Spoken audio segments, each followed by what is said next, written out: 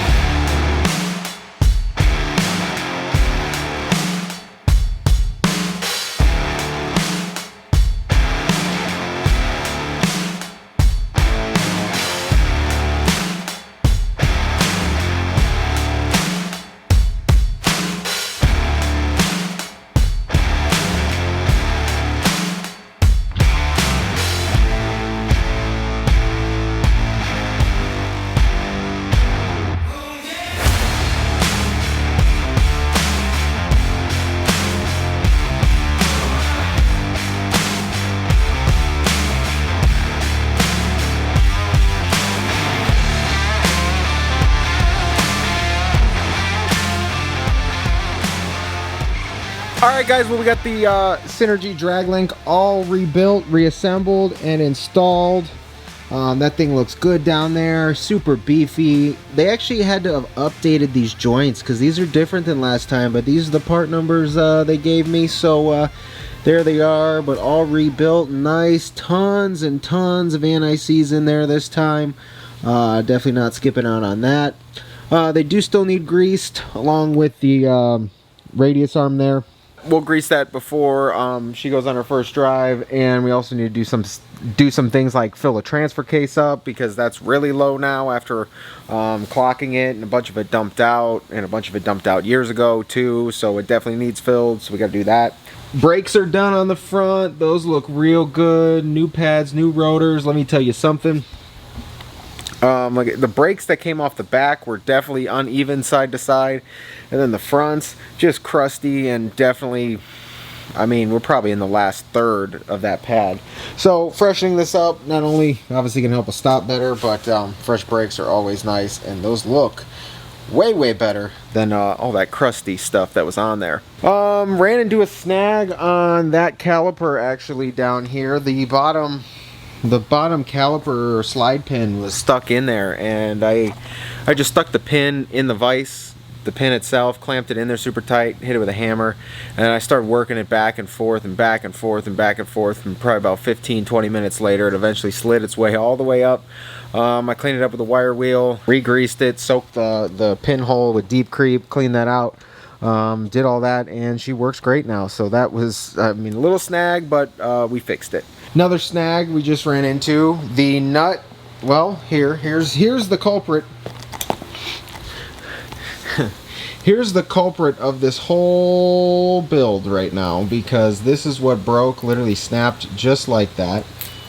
Literally snapped just like that. We tried to weld it back together to get it to drive in here, but that was non-successful. But yeah, it snapped just like that, and still, after it snapped, it was still attached pretty well. My pitman arm puller, it wasn't wide enough, 3-jar puller. It pulled it off, popped it off, which was great.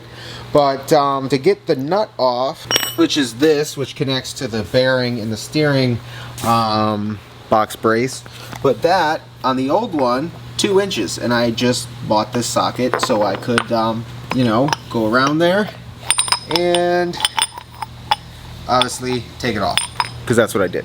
But the new one from Rough Country is 1 3/4 inch nut, really deep. So I just ordered another socket. Should be able to should be here tomorrow, and I should be able to sit there and tighten that up a little easier. The big crescent wrench is great, but there's still a little bit to go that I just can't get with the wrench, and it's just difficult.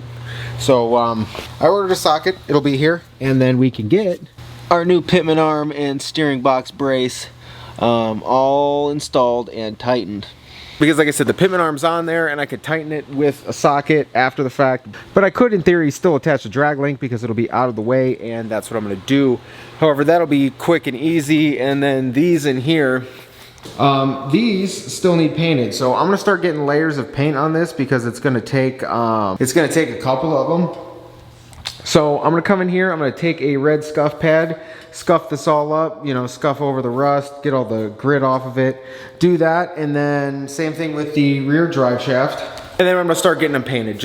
Just gloss black, like I said, Rust-Oleum, nothing special. The enamel paint is gonna really hold up to weather a lot better than like an automotive or something, and if I wanted to powder coat it, that's just a lot. So the Rust-Oleum professional enamel in a can, it is. Other than that, she's coming along. We're gonna get the like I said, we're gonna get the drag link all installed here in a minute, so the whole front end should be together.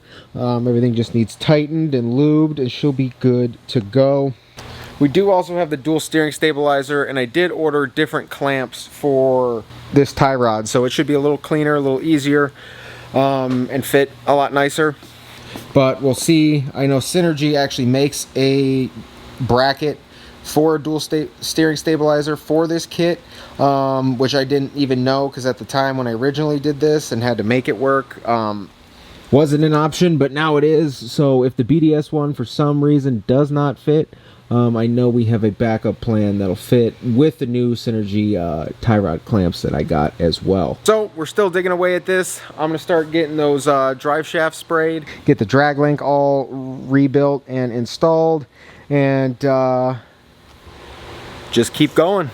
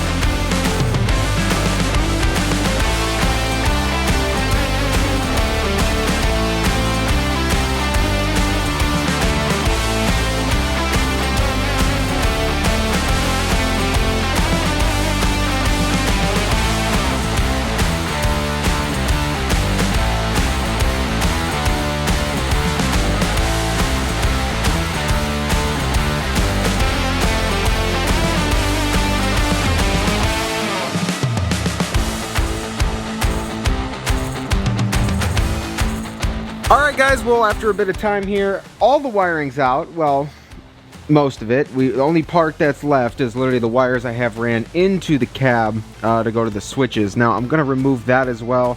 I'm going to redo that. I'm going to make it all nice and neat, that's for sure. But it's just because it's in the cab and it's hard to get the door open and all that. Once this thing moves, I'll be able to pull those out and put some new ones in.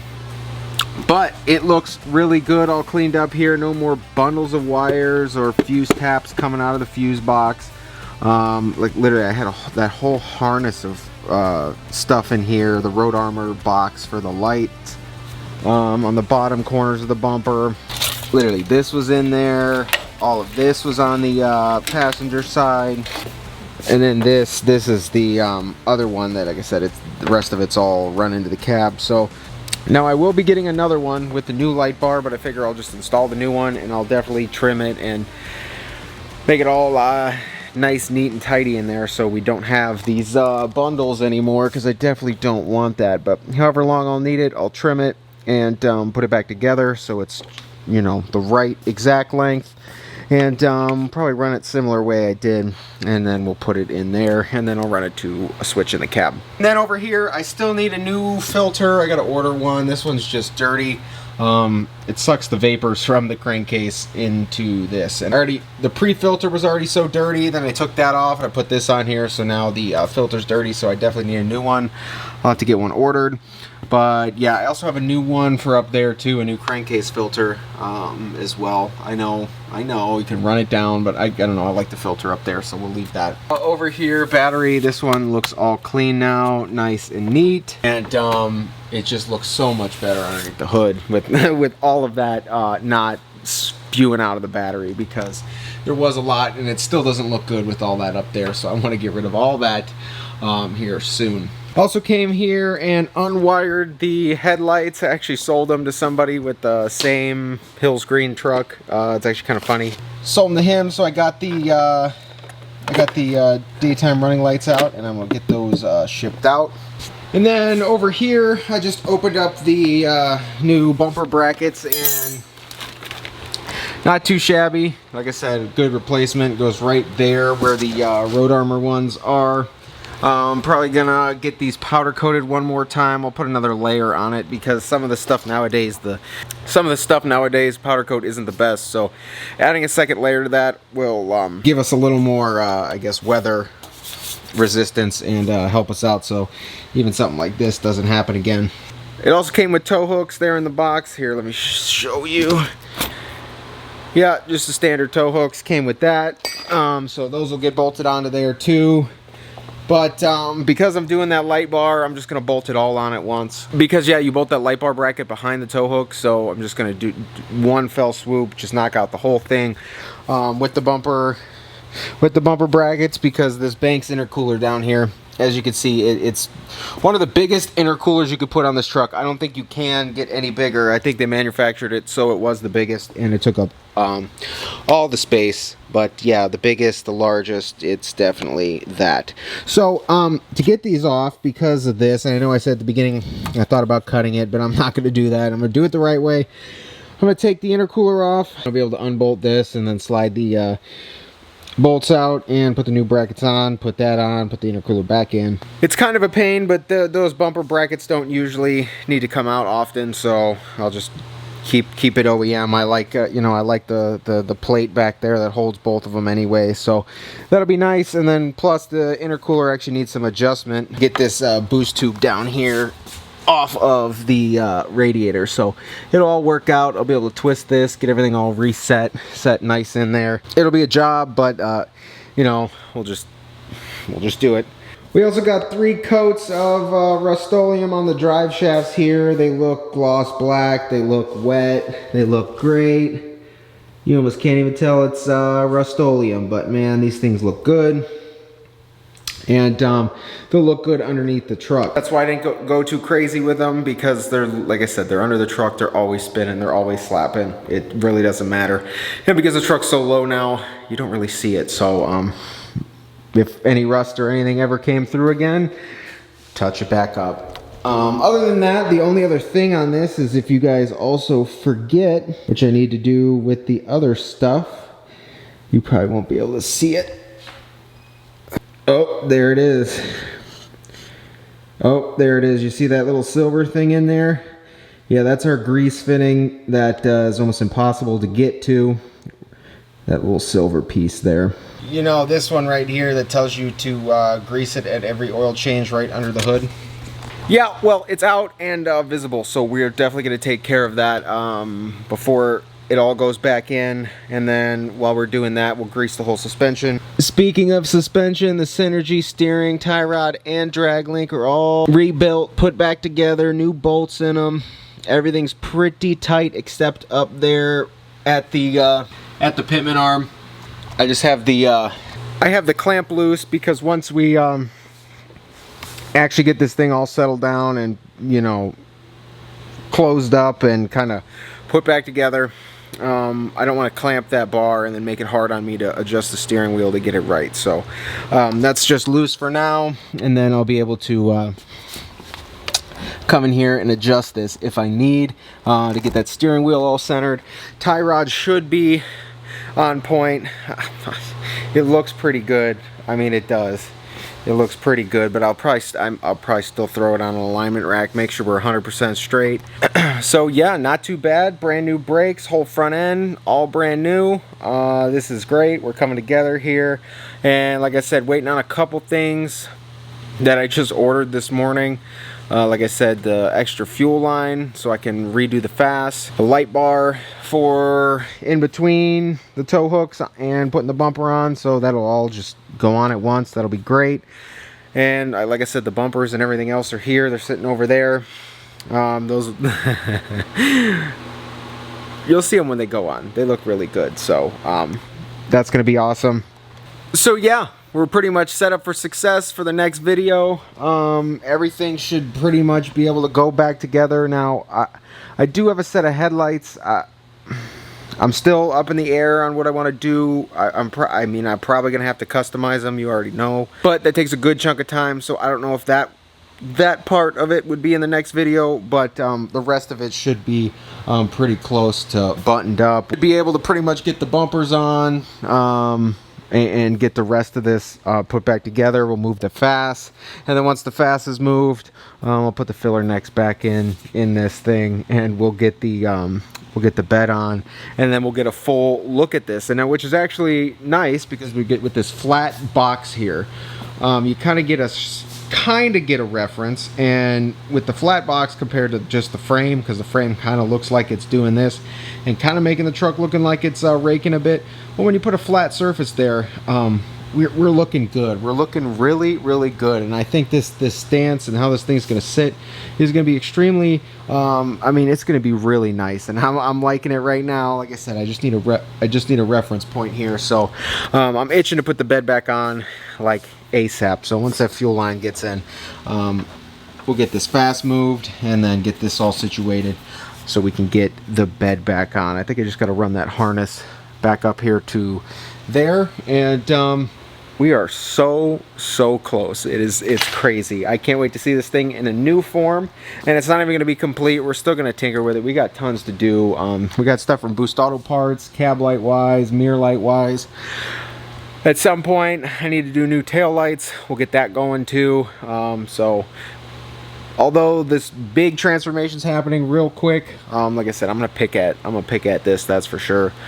Still got to do a sound system, still got to do a whole lot more interior wise as well, and especially under here. There's a lot I want to do under here too, but one thing at a time, I guess. So if you guys enjoyed this video, shoot a thumbs up. If you haven't been here before, please get down there, click subscribe, drop me a comment if you haven't already. Take care. I will see you guys in the next one. Like I said, waiting on a couple things and we can button this thing up. So it's getting exciting. I can't wait to see it.